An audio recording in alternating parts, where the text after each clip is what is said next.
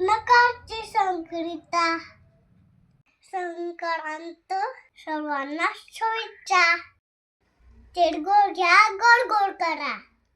बनवूया तिळगुळ लाडू. थोडेसे तेल घेऊ, तेल भरून घ्या. थोडेसे शेंगदाणे घ्या, एकत्र करून शेंगदाणे भाजून घ्या. आपण आता गूळ टाकूया. एकत्र विलायची पावडर टाकू, थोडं तूप टाकू, मिक्सरमध्ये बारीक करून मग लाडू तयार होतील. छान छान. मिक्सरमध्ये बारीक करून घेतलं. आता लाडू बनवूया. मिक्सर लाडू तयार झाले.